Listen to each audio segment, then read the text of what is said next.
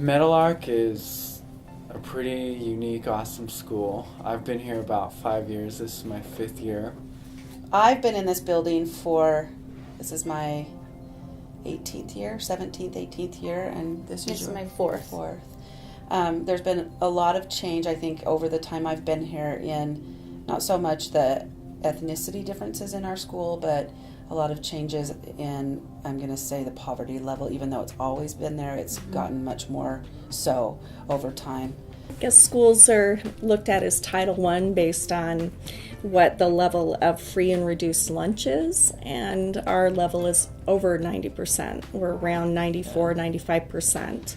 I had a child just come today, and she was hungry, and so we all, I think, keep a box of cereal in the morning, and we give cereal, and she said, yeah, my mom had to go to the dumpster last night to get some food. I feel like we do a lot here at school to help these kids, but unfortunately we can't do so much. There's a cycle, and their parents are in gangs, their older brothers and sisters are in gangs. I mean, when it's time for them to be in a gang, what are they going to say? No, I'm not going to be in the gang, because my teacher told me not to. I mean, they've just faced so many adversities. We have around 17 or so languages, but Spanish is our top language, and parents work 2 or 3 jobs sometimes. They live sometimes with multiple families in a home, and so they might have one bedroom that their whole family shares, and sometimes they sleep on the kitchen floor with pillows and things at night to spread out. But for the most part, they're just thankful and happy to be here every day.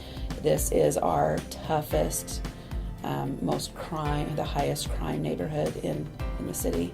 And for years, our parking lot was the dress down or dress up place for the SWAT teams. And in the time I've been here, I've seen that happen 2 or 3 times where they're out here and in full SWAT gear and rifles. And so things do happen right around here that are high crime and high violence. And I mean, you get it other places too, but yeah, I've been told by police officers it's just a high crime rate. I had a student the other day who said, he's like, I'm not doing my reading homework. And I said, well, why not? And he's like, well, because I don't even know how to read. And I said, well, yeah, you do. How do you think you're going to grow up and get a job if you can't read? And he says, well, I won't get a job. And I said, well, how are you going to buy the things that you need to support your family or to support yourself? And he says, well, I'll just hold a sign that says I need money. So, and he's a 1st grader, he's 6 years old. So, I mean, that says a lot right there. I know that especially like some of our refugee families don't, like a lot of them just live together in a house where kids are sleeping on the living room floor. We're not sure. I know since we offer the breakfast program, they get that here, as well as lunch and sometimes dinner if they're in the after-school program. I don't know how many of them really have a consistent food source. They don't have the opportunities in sports, they don't have the opportunities in music, or any of these other types of extracurriculars.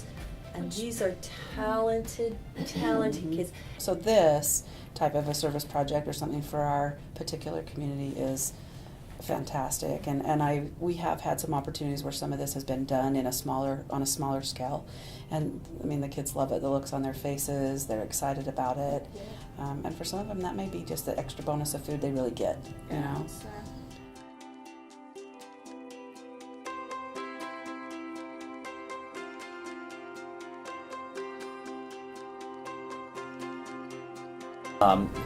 This is probably the best staff I've ever worked with, and everyone's just really caring about the kids, and they go way out of their way to make sure that the kids are getting what they truly need. Really, in this school in particular, and it's even different in my opinion than a school with a similar makeup of children that's just across the street. This just is a totally different entity right here at Meadowlark.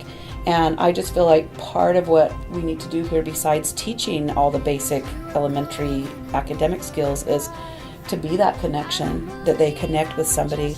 And I think we all are working toward that because we see the bigger picture. It's just a different world anyway than when we grew up as kids, but it's a different world right here than it is the next block over.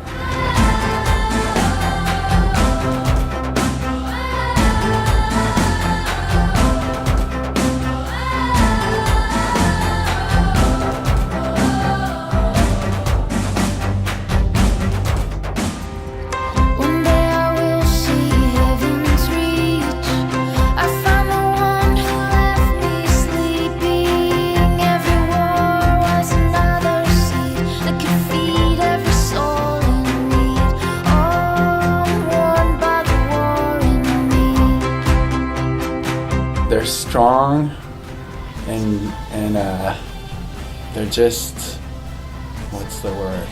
Resilient, I guess. After a year of, working hard with them, you fall in love with the way they are, with the way to do things. You learn so much.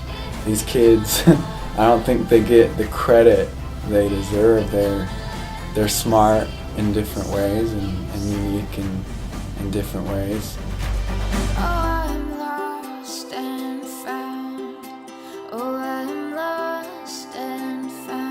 And they are just so appreciative of anything you do.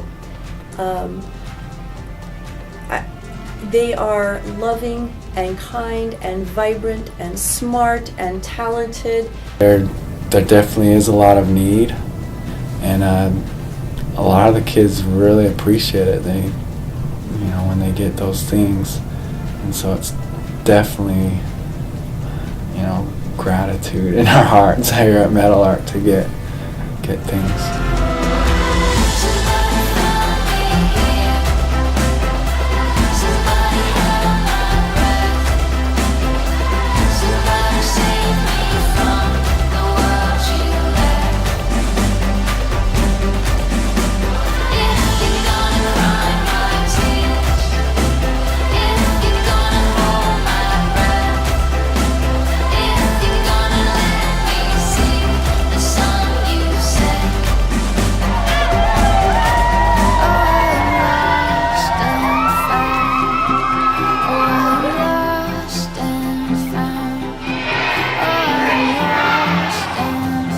Thank you, everyone, for everything. The kids will love it.